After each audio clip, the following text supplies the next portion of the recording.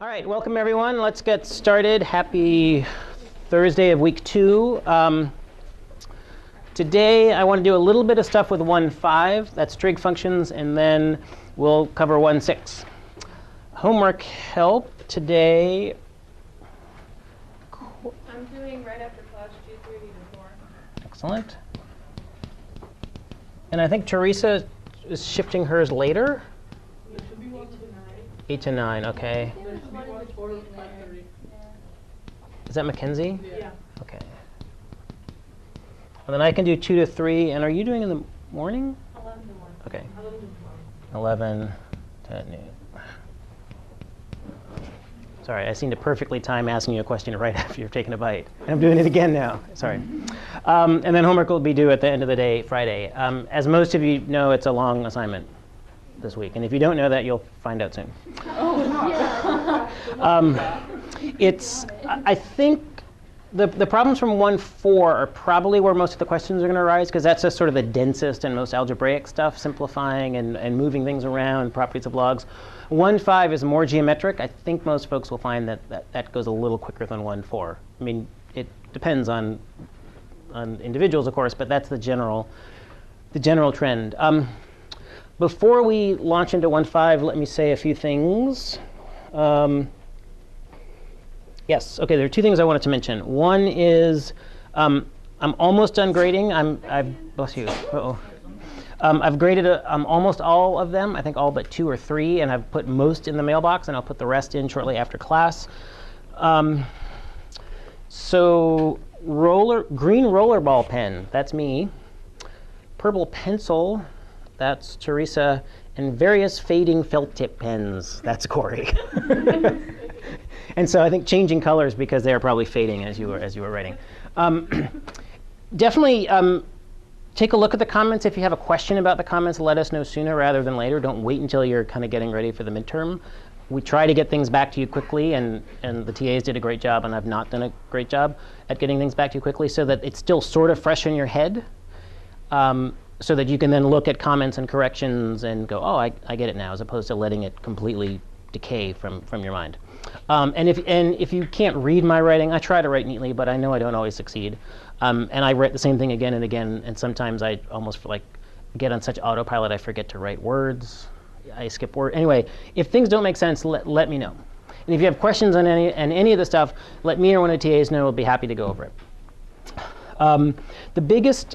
The assignments were quite strong. The comment I made for almost everyone is to remember to write out the problem in addition to the solution. And so we'll continue to kind of nudge you on that. And the reason for that is not, I mean, that sounds, I'm trying to think of a polite word, sort of domineering or something like that. But the point is, or anal retentive, I guess that's reasonably polite. Could be worse. But I think the act of actually writing out what it is you just did and then doing that thing engages your mind in a way that's really different than if you just sort of put some answers down. Okay, I think this is the answer. Oop, the book agrees. Sweet, next one. And there's some. This isn't just my opinion. There's some actual sort of learning science evidence that writing and sort of focusing pushes other distractions away, engages your mind more, and it's more likely that you'll actually remember it for a couple weeks or months as opposed to a day. And it really doesn't take that long. It's like a sentence per problem. It's good for you. Okay, so those are homework comments. The other thing, just to sort of let you know where we are in the course, we're right on schedule, and this is the last day of the first epoch. Which is kind of good because it's their 4 epochs. This is class 5. Hard to believe. Out of 20. So this will more or less will be the end of chapter 1. And remember, chapter 1 is the one that's going to feel the most scattered and in some ways be the most bumpy. This and that, like logs, and then like whiplash, trig functions, and and today it'll be power functions. What's happening every day, a new thing. And then chapters 2 and 3 will sort of focus in on a couple of key concepts, and it'll seem much less scattered, and things will start to come together. And this assignment that's due tomorrow is one of the longest assignments of the term also. So it's not like it's going to continue increasing like some linear exponential function. I don't think there's any that are longer than this. And again, it's hard to generalize because people work at different paces, and some people find some things more challenging than others. That's all normal. But anyway, we're just about through that little period of turbulence. Okay, so today we'll have a little different feel in that today it just sort of so happens we'll be doing a lot of graphing. So trying to understand functions graphically, I think that's a really useful skill, particularly for the functions in 1.6. And so part of this is to think not sort of to kind of think about functions more globally. What's the overall shape or arc of a function? So not as a function as being something you do algebra to, although you're certainly doing some of that for this homework, but thinking broadly about functions and sort of learning how to recognize functions from their general shape, much like you sort of learn how to identify birds or plants sort of by a general shape or feel as opposed to a particular little thing. Or maybe like you learn to like pick up sort of like accents. Oh, that's an American accent. That's an Australian accent. Sort of overall feel. Anyway, so that's sort of what we're trying to do. And we're going to use computers a lot. I think my preference would be if you can bear it and actually not have you open laptops, because that just invites distraction.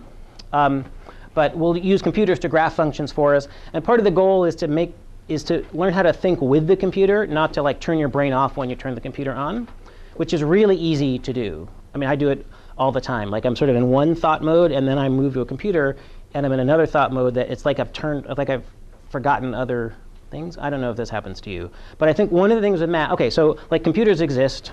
You know that. But math curricula doesn't always know that. I mean, but I'm trying to teach as if computers exist, and the textbook that we use is aware that computers exist.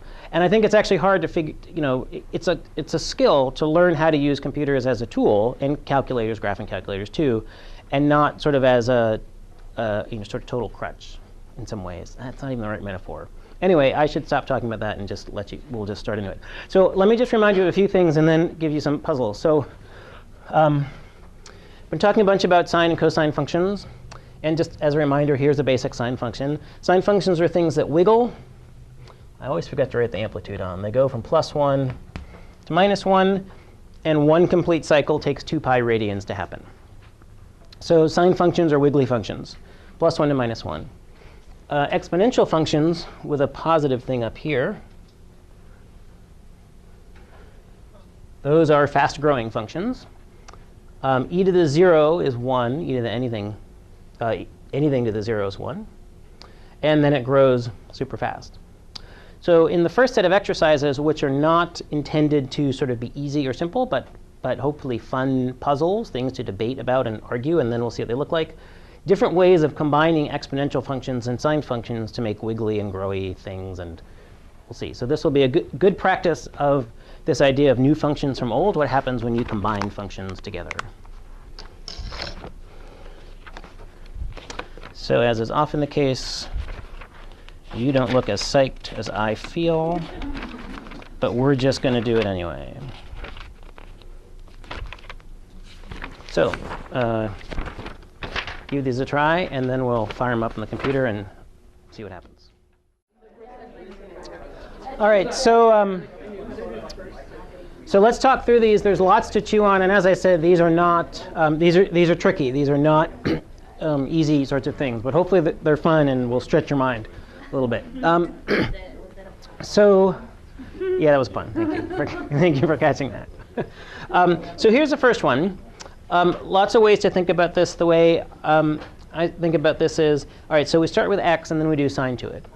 And sine x is destined to live its life never getting higher than 1 and never getting lower than -1. It just wiggles between those two things forever. So this function is also going to wiggle. The largest it can be is when sine is 1, that's 2 to the 1, which is 2. The smallest it can be is when sine is -1. And 2 to the -1 is 1 over 2, which is a half. So this is going to be a wiggly function between half and 2. Let's see. So we might as well go over to Wolfram alpha and C. I'd like to try to get the light so that it's just dark enough that you can see okay, but not so dark that you're tempted to take a nap because you all just had a satisfying lunch. So it's a delicate optimization problem. Let me know if we need to tilt it in either direction. OK, so Wolfram Alpha, some of you have already forged a deep relationship with Wolfram Alpha. Those of you who haven't yet probably will soon. It's an incredible tool. It may change your life a little bit, seriously. You can just ask it math problems or physics problems or chemistry problems. You can ask it all sorts of stuff, and then it just tells you. So plot sine to x from x equals 0 to, let's go to 20. So most of the time, you just type in sort of in natural language how you would write it, and it will then do it for you. It takes a moment just to. Oh, sorry, I did the wrong one. I skipped ahead. I was like, oh no, wait. Avert your eyes. Oops. Oh, I didn't close the parens, but it'll probably be all right. Okay, sorry. Okay, so is this readable in the back? I would be amazed if it is. Yeah. Really? All right, let me make it a little bigger. All right. Oh, yeah, yeah. So you type something in, and the first thing Wolfram Alpha does is it tells you what it thinks you just said. So it's like active listening. It's like, so what I heard you say was sine x from x equals 0 to 20. And then you can say, no, actually, that's not what I meant to say, which is not what I meant to say in this case. So this is a good thing to check. Make sure, take advantage of this active listening, and make sure that it's interpreting what you typed as how you want it to be interpreted. Oh, it's a terrible sentence, but we'll just hold it. All right. So okay. So let's try this.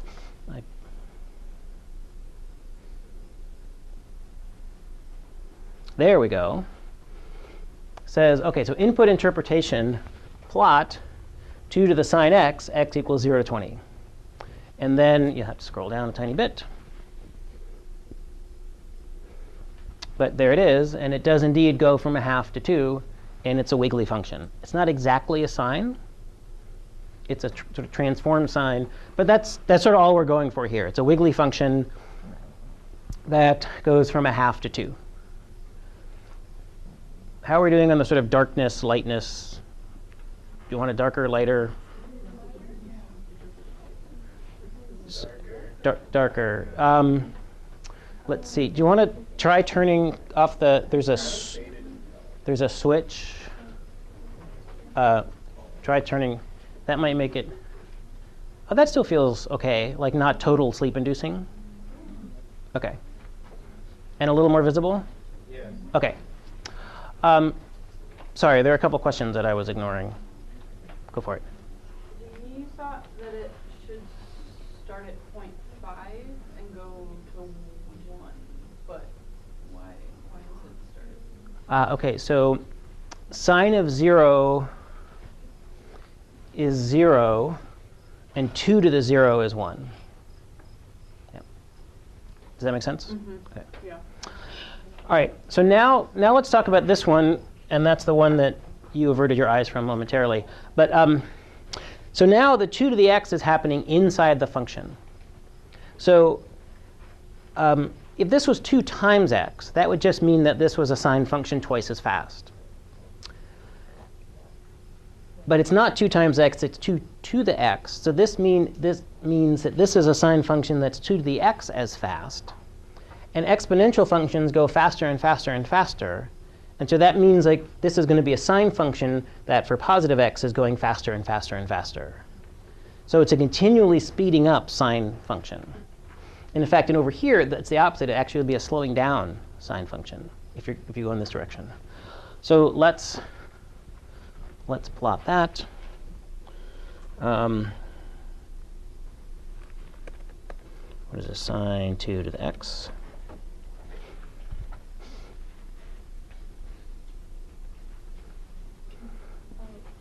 So there it is. It's by the time it gets over here, it's varying so fast. It's just that it just looks like a blue smear. You can zoom in. We could just do 10.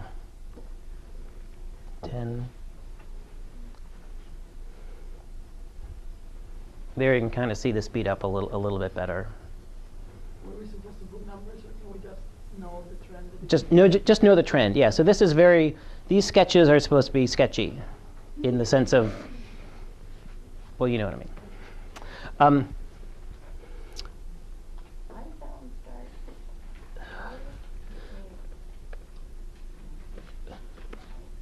Oh, that the 0 point? Let's see.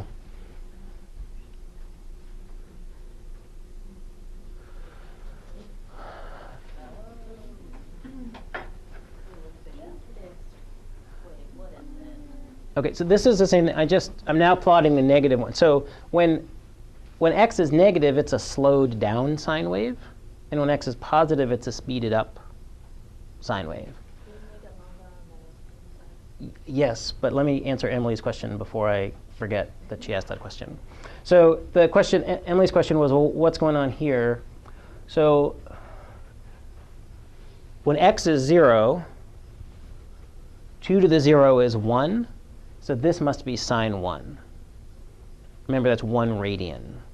So sine 1 must be this value of like 0.8 something. And let's... Okay. I sometimes wonder if it really takes that long for it to plot it, or if it sort of deliberately takes a moment to make, like, the deferred gratification is a little more exciting. So this website becomes a little more addicting. I don't know.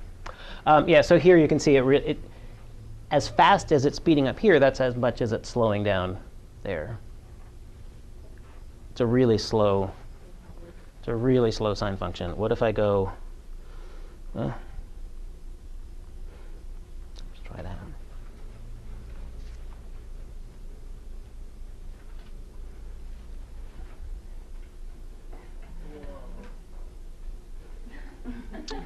Right.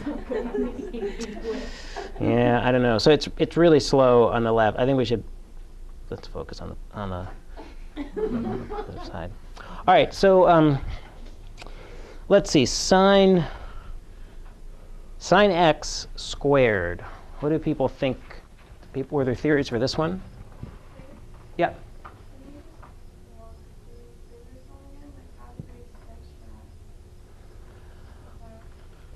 Oh, without a computer? I mean, I guess the way I would think of it is it's a sine wave. And I actually probably wouldn't even have thought about what's going on at 0. So the first sketch I might have done would be, all right, it's a sine wave, but the sine wave is getting faster all the time. So I would probably make a sketch like that. Because this function is getting larger and larger. Let me say this. So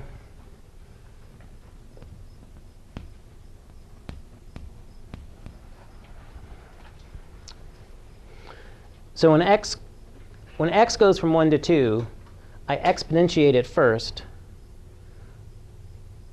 and then I sine it.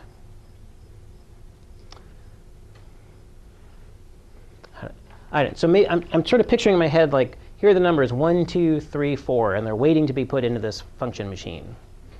And the first function they get put into is this exponential function, which has the effect of spreading them out.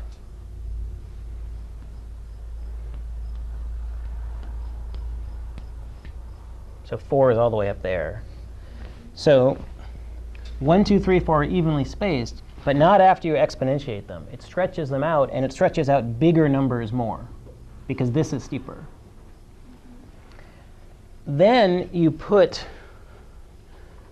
those exponentiated, stretched out numbers 1, 2, 3, 4 into the sine function, And this one that was 4, that used to be close to 3, now thinks, aha, I'm way ahead of you because I got stretched out more than you because you're 3, but I'm 4.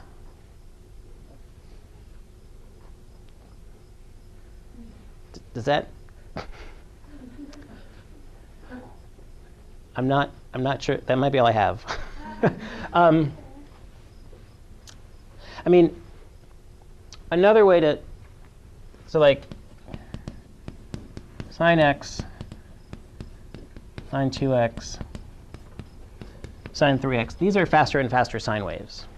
Because here all the numbers get tripled before you sine them. Here they get doubled. Sine 2 to the x or e to the x, whichever one, it would be sort of as if, it's not exactly this, but 1 gets doubled and 2 gets tripled and 3 gets quadrupled and 4 gets something bigger. So like there's an extra bonus, a more. All right, so I was about to say there's a larger enlargening was about what I'm about to say. I don't know that that's an English word at all. But these are getting made even larger than those in there. I feel like I'm saying the same thing over and over again, but less well, which is often a clue that I should stop that line of attack. There certainly are other ways to see this, and I mean, this isn't like a crucial point. This is much trickier than something that would be on a homework problem, but it's designed to sort of get to try to think about functions in different ways. Let me see if I can think of other ways to think about this, and there may be more graphical ways as opposed to these dumb stories that might help some people, and I'll see if I can come up with those. And I think this might be the trickiest of these. So maybe I should have done it last, but oh well. Sine x squared. What's this one going to look like? Any ideas? Can it be compressed? Let's see. So it's not going to be, it won't be compressed this way because nothing happens to x before it gets signed. The thing then, but this squaring thing happens afterwards. So it's like taking this function and squaring it. The negatives are going to become positive, and the ones,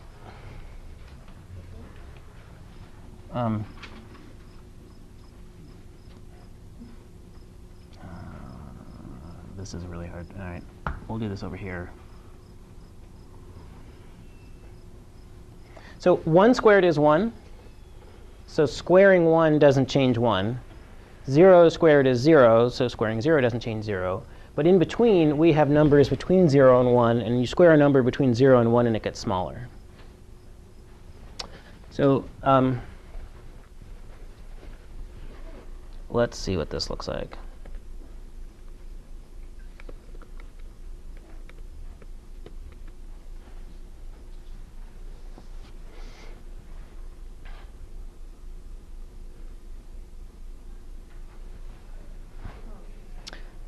So it's a sine wave. There are no more negative parts. And it's a little bit steeper than a regular sine wave.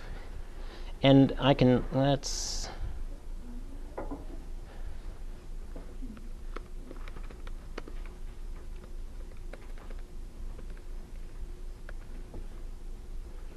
it can plot two things for you. Just say, hey, would you plot this and this for me? And it will say, sure.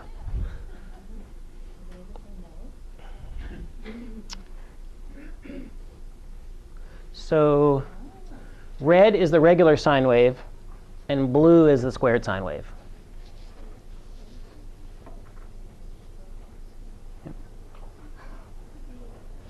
Okay. Yep. The period's the same, yep.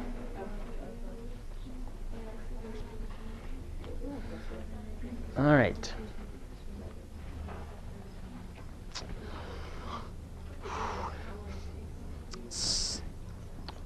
So what do we think sine x squared would be? Now we square x, and then we sine it. It would be really similar to the sine of 2x, except the negative sign would be a reflection of the positive sign.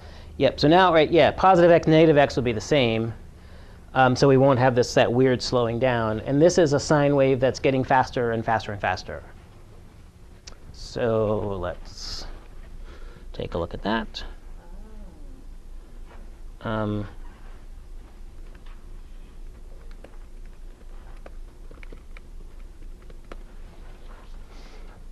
I should have done negative ones, but that's all right. Again, the excitement builds, a little dramatic pause. Where's the plot? Standard computation time exceeded. Okay, yeah. There it goes. So perhaps, okay, so like the active listening that Wolfram Alpha does is a good thing in real life, like when you're having a conversation with someone, well, I think you're saying this, is that right? Unlike in real life, if Wolfram Alpha doesn't want to do something, often you just ask it immediately again, and it does. That's probably not a good like conversational skill in real life, but for computers, it's okay. So here, it's, just like we said, it's a speeding up sine wave.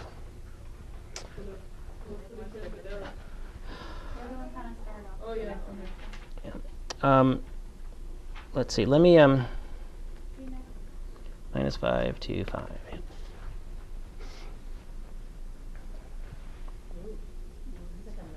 Yep. And so just like Jack, is it? Just like Jack said, it's a reflection because positive x and negative x are the same because you square x. And so the sign doesn't matter. And then it's just speeding up in either direction. And I don't know if this Linux.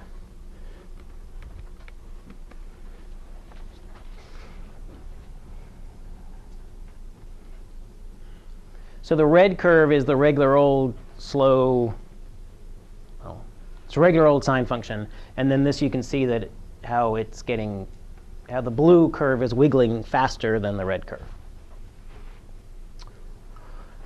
All right. So I've got one more. And that looks like this one. What do we think this one would look like?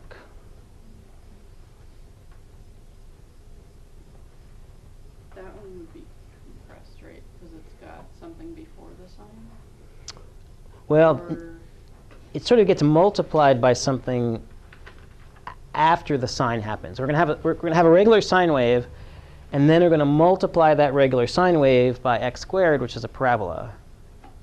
So, like if this was a constant, 7 sine x, that would be stretched by 7. So this is sort of like the amplitude, but the amplitude is now changing. It's no longer a constant amplitude.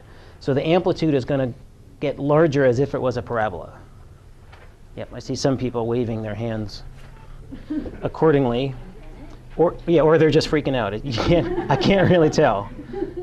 Could be a little of both. Let's look at what this looks like. X squared sine x.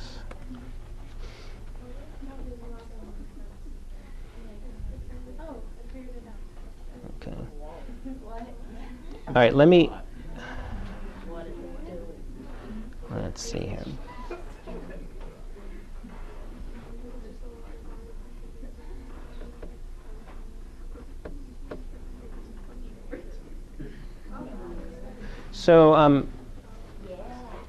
So this is a parabola.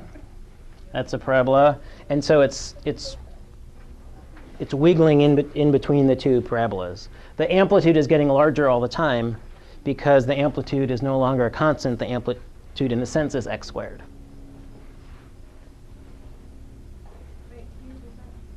Yep. So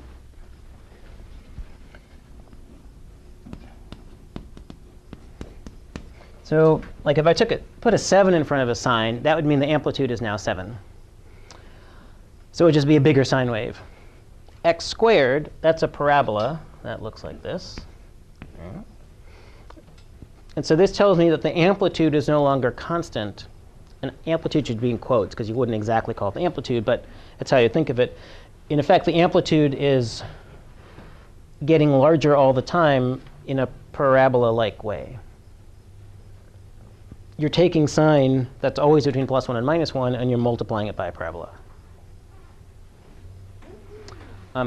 And let's see.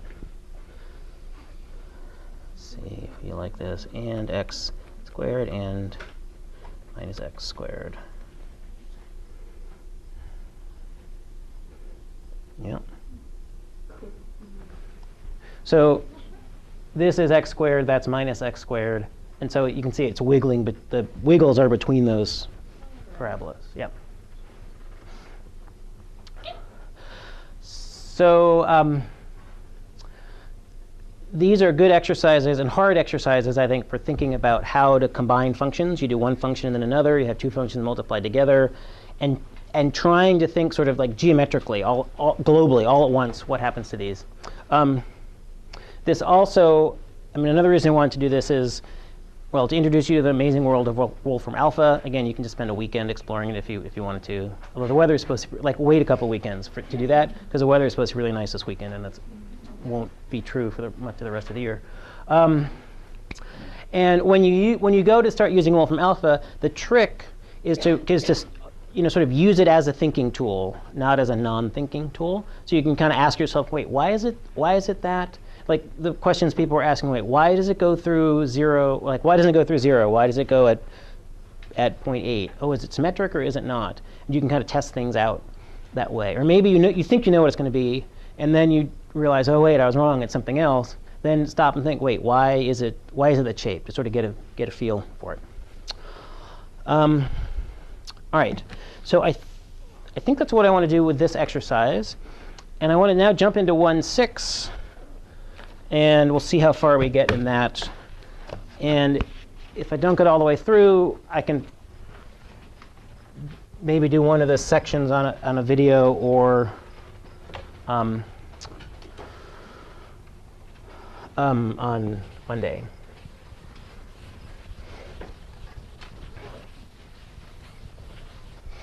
All right, so 1.6 is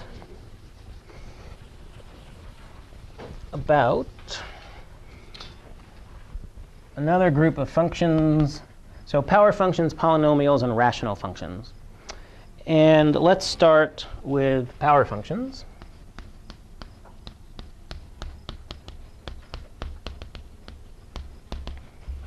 So these are things like f of x,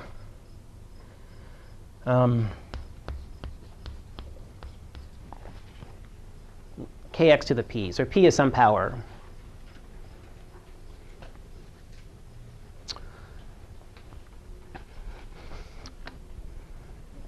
So in keeping with this sketchy theme, let me sketch a few of these shapes.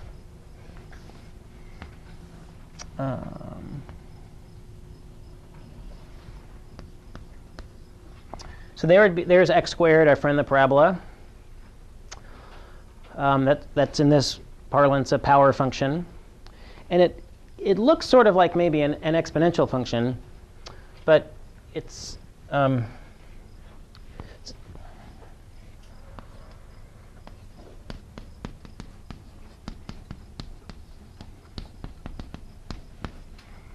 so here's an exponential function.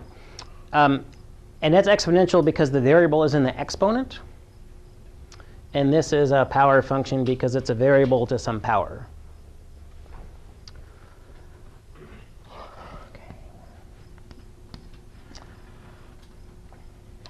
So there's x squared. What would x to the fourth look like? So the first approximate look the same, yeah. But it's going to be steeper out here.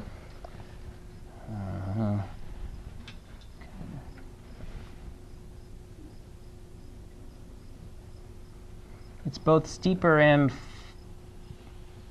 flatter. So, oh, and I probably should label this. There's 1, 1, minus 1. So so 1 squared is 1. 1 to the fourth is 1. So they meet here. If you have a number larger than 1 and you square it, it gets bigger. If you have a number larger than 1 and you raise it to the fourth power, it gets bigger still. And here, numbers between 0 and 1 are smaller if you fourth power them than square them. So parabola x to the 4th, x to the 6th, x to the 8th. Will it ever like close itself?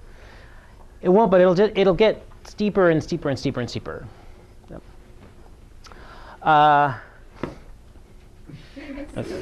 Okay. All right. That was probably right in the video. That'll be. Oh, it's not. All right. Darn. Okay. Or maybe that's good. You want to insect rights people coming after you. Yeah. No. It's probably. I'm not going to be one of the people. I appreciate it. I feel safer now. So all right. So these are even powers. We should talk about odd powers and then fractional powers. Let's see. I don't want to run out of room on the board. Okay. So there's x cubed.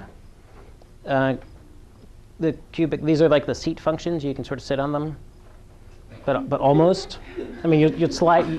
So a better seat function would be x to the 5th. You could come a little closer to sitting on that.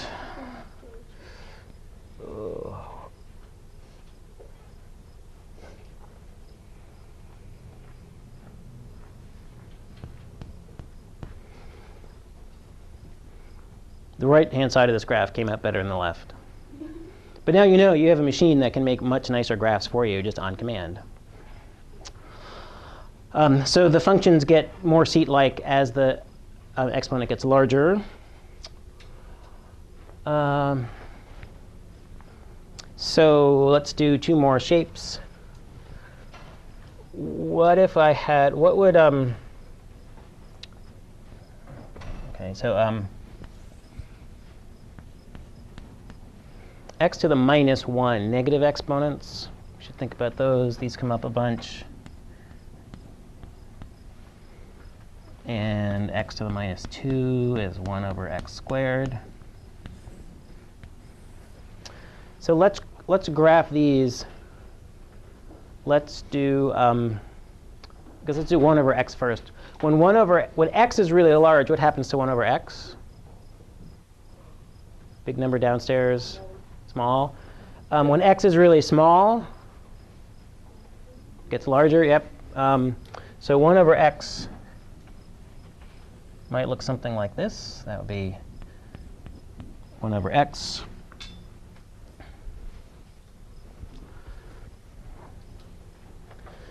Oh boy, I didn't leave myself much room. Okay. For large x, 1 over x squared is even smaller than 1 over x. Because for large x, x squared is bigger than x. So you've got bigger downstairs, which means smaller.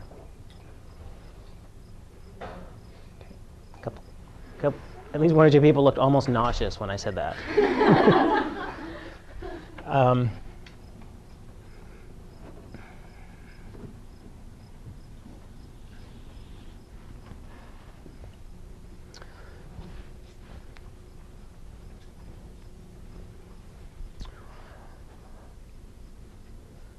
All right, let me, what do I have on this next sheet? How much do I have to? Okay, yep, I better do this. All right. All right, so we should talk about fractional exponents as well. Anybody remember how to think about those? Yeah. What is that? Yeah. Yep. So these inverse or negative exponents are decaying, and the larger the exponent, the faster the decay because the numbers downstairs are bigger. And it's the opposite story for this. You're getting dangerously close to dividing by 0 here. That's why you're getting this explosion. And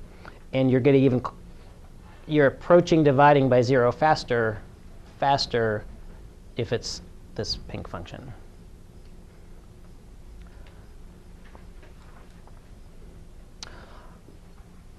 All right, fractional exponents. Anyone? Rose?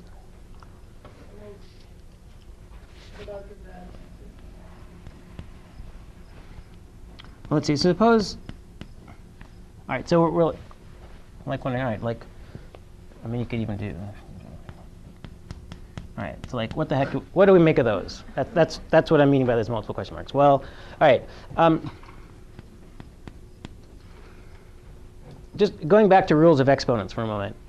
If you x to the something, x to the something, what do you do to the somethings? You add them, yeah. And so this must be x to the 1, which is just x. And so whatever this thing is, if I multiply it by itself, I get x. So there's a name for something. There's a name for something that when you multiply it by itself, you get that thing.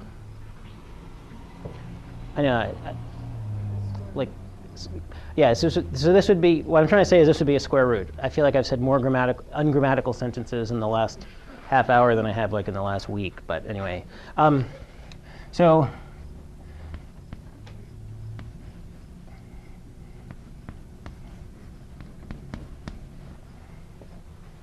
Square root of a number times the square root of a number gives you the number back. That was that clumsy English sentence I said before, maybe. Power?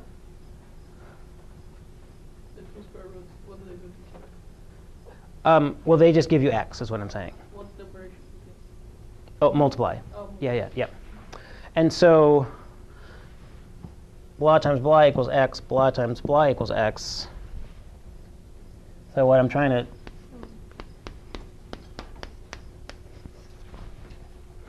and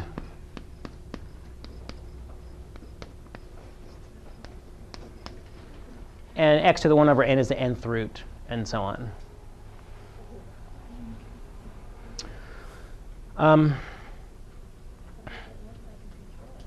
Great question. What does it look like if you draw it?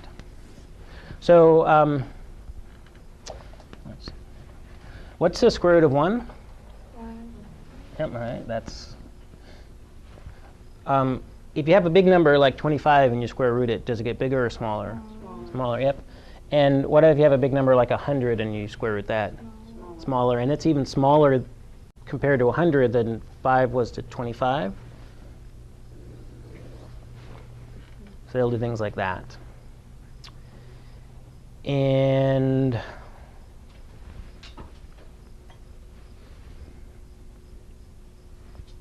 better label this.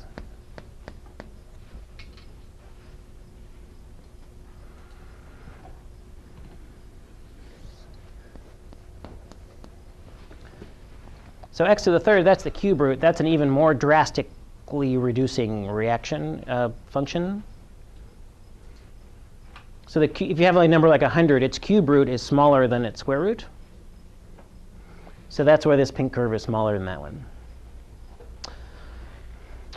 All right, so our guidebook of functions has just expanded tremendously. And let me say one more thing, and then you'll get to play around with functions again. And we'll make pictures up there. Power functions with positive powers larger than 1, they can resemble exponential functions.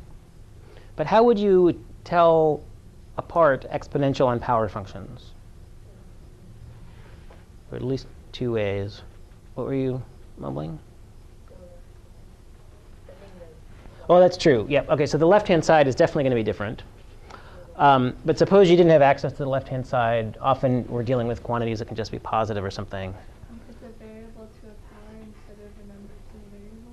Yeah, so that's how one would tell if you had the formula. But if you're just looking at pictures, any sense of what the difference will be? Have you had people try to scare you about exponential functions in the past? How fast they grow? Yep. Exponential population growth or exponentially growing debt, things like that. But nobody tries to scare you about power functions because they're not as scary. So exponential functions grow in the long run will always beat a power function. So it might take a long time for that to happen, but an exponential function, that's a growing exponential, is always going to win. Another thing is that an exponential function starts at 1. Because if you plug in 0, 2 to the 0 is 1, whereas a power function is going to start at 0 because 0 to the p is 0. So that's another sort of key set of field markings. And let's put those field markings to use with this set of exercises. All right, let's talk through these, and I want to sort of point out a few more things about graphing these functions, and then we'll talk a little bit about polynomials, I think. All right, so let's see. The first one, we're looking at x squared, x to the fourth, and 2 to the x. I should have asked what you thought first, but so the blue curve is x squared, and the red is x to the fourth. So they meet at the point 1, 1. And x to the fourth is steeper for greater than 1 and shallower for less than 1.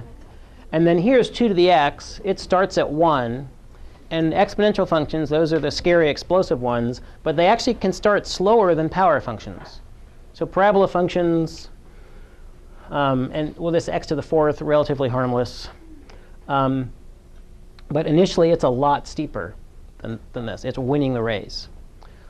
In the long run, however, the exponential function, this yellow or sort of mustard-colored thing, I don't know, it's not a particularly attractive color, at least to me, but who am I to judge, is going to win. So let's, instead of going from 0 to 2, let's go from 0 to 20. So what do you think that would look like? 0 to 20. So that's when we kind of get into exponential danger zone. Oh, it's not quite as dangerous as I thought. But OK, so notice that on this scale, in order to see the exponential and the 2 to the x to the fourth, the parabola just disappears. It's like an ant on the Empire State Building or something. It's so tiny. So parabolas, which do indeed go up very steep, just disappear on this scale. And it takes until about 15 for the mustard-colored exponential to start beating the red-colored x to the fourth. If I were to do something like this, now I think all we'll see is the mustard-colored exponential. Oh, OK. Well, the x to the fourth hangs around, but clearly, I mean, notice that this is going off. Okay, up through the Blum gallery. They'll be very unhappy with a mustard-colored exponential through the Blum gallery, and up and up and up through the roof. So this is winning by a very, very large margin. So and notice this is 1 million, 2 million, 3 million, and so on.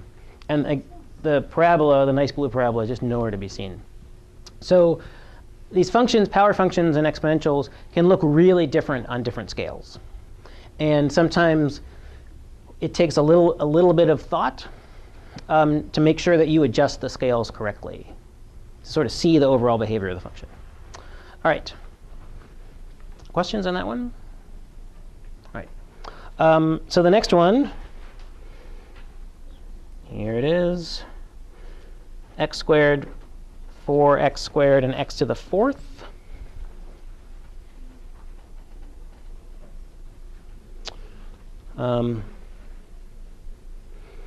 So here's x to the fourth. Here's 4x squared. Is that what I had in the sheet? Did I type it in right? Yes, I did. OK. Yep. So I mean, a couple ways to think about this. You can look at what's going on at the point 1. So x to the fourth is 1. X squared is 1. But 4x squared is 4. 4x squared gets this boost because of the 4. But eventually, the x to the fourth catches up. And then the x to the fourth is going to win in the long run. So again, if I plotted this on a very large scale, we'll just see the mustard-colored function winning. In this case, it's x to the fourth. So I mean, you use Wolfram alpha, but just remember to zoom in and out and realize that these functions behave differently on different scales. All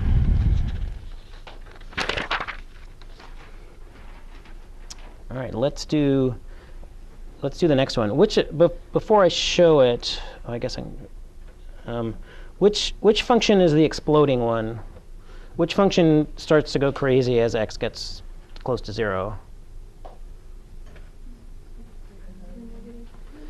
Yep, the negative power, because that's really 1 over x squared, and so you're getting dangerously close to dividing by 0. And that's what we see here. And in an inadvertent continuing theme, the domineering function is mustard colored, going up through the roof. These are exponential functions gliding in at 2 and at 1. Let's see. Let me do a larger scale here. So if I were to go out to 20,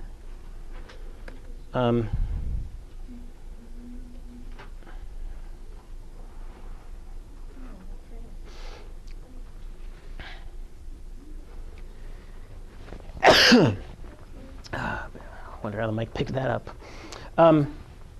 So the exponential functions, they decay really quickly. 4 to the minus x is gone, is invisible by the time you get here. 2 times 2 to the minus x is invisible by the time you get here. The 1 over x squared decays slowly compared to an exponential.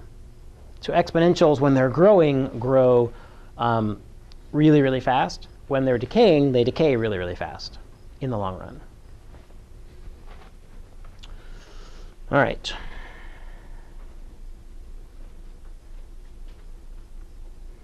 So cube root, fifth root, cubing and fifthing, fiving. Here they are. Finally, the domineering function is not mustard yellow, but is instead, I don't really even know what to call that. Green. Yeah, green is probably the safest. I was trying to be a little more creative. I guess we'll just call it green. So, all right. So positive powers, they're going to grow. The larger power is going to win in the long run.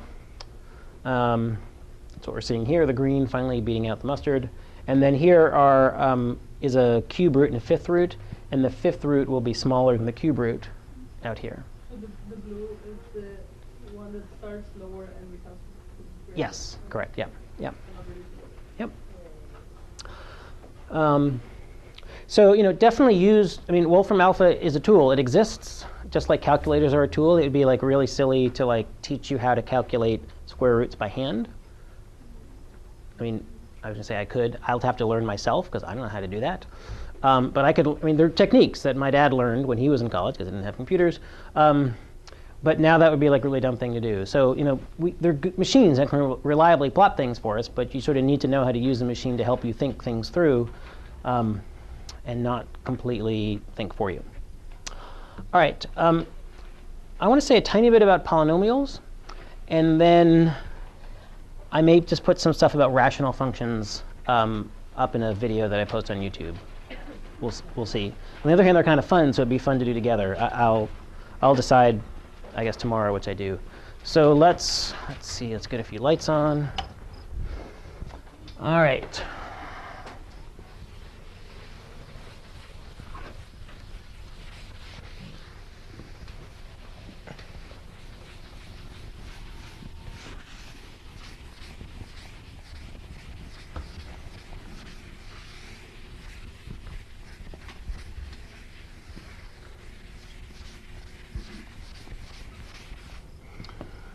All right, polynomials. What do I want to say about polynomials?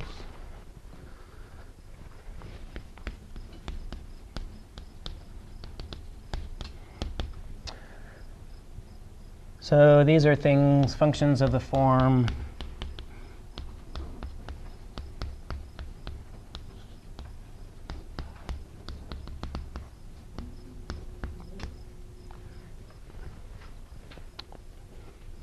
that makes them look worse than they should be.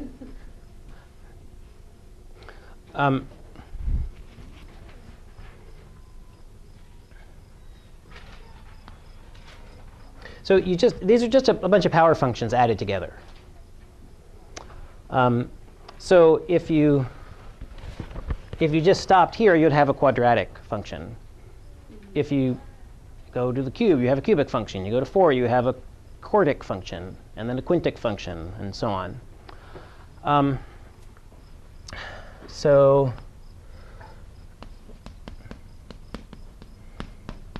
quadratic. What's the general shape of a quadratic function? It's going to be also, yep, one of those, yep, quadratic. So this would be something like a plus bx plus c. I'm changing notation, I guess.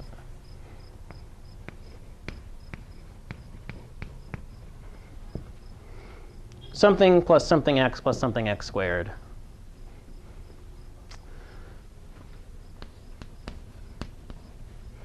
What are cubics going to look like?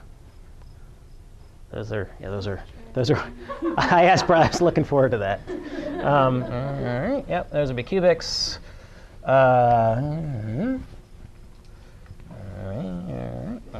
Okay, so this is n equals 3, n equals 4, n equals 5, and if I drew it this way, what do you know about the sign of A2? Positive. It's got to be positive, because like if I plugged in, well, large positive or negative x, I get a large positive number. Those would be positive numbers. So if you want to take this basic shape and turn it upside down, there would need to be a negative number here. So these are all for polynomials where the largest term is positive. If I were to turn that largest term negative, that would take this function and turn it upside down, the overall shape. Okay, what else do I want to say about polynomials?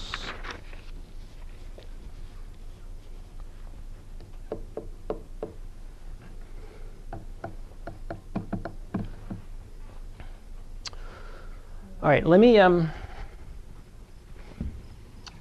you plot, like, I don't understand the graph for 4 and 5. They look pretty weird. Sure, let's. Oh boy. Let's see if I can do this.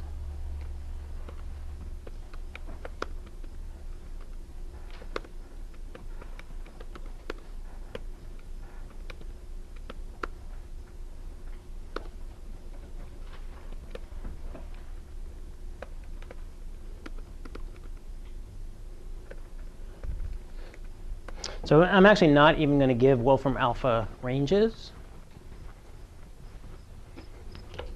so that it will. Oh, okay, so it's not interpreting. Oops, no, stop.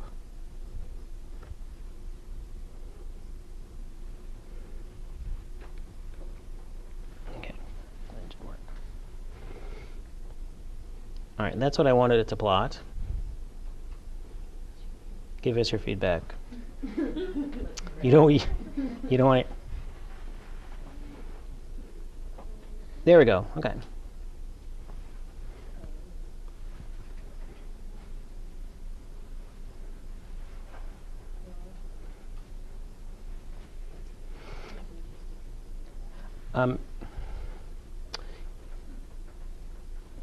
If I were to, all right, so I'm going to take this x to the 4. Okay, so this is upward opening, and then has these bumps here, which aren't quite symmetric, but close, I think. If I were to replace x to the 4th with minus x to the 4th, what would the overall shape do? Flip it upside down, however one wants to indicate that. Let's look, see. Again, the excitement builds. So it's upside down. It doesn't flip the whole thing upside down. The main thing is that now it's opening downward instead of upward.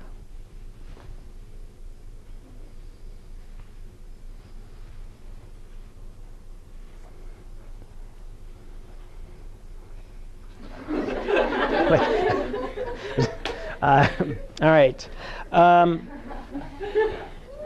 So let's see. All right. So these are the basic shapes for polynomials.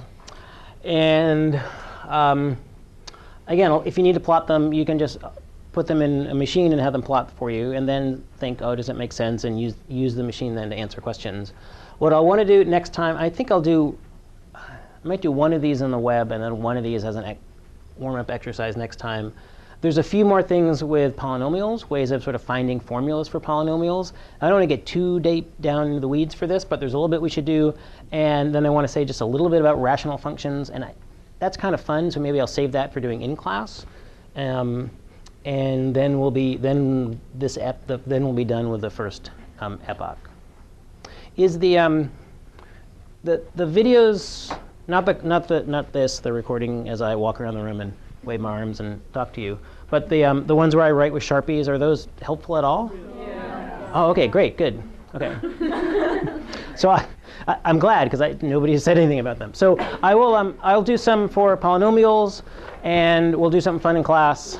We'll do lots of fun things in class on Monday. So have a great weekend. If you need help on the homework, be sure to ask for it, and we'll do our best to help you.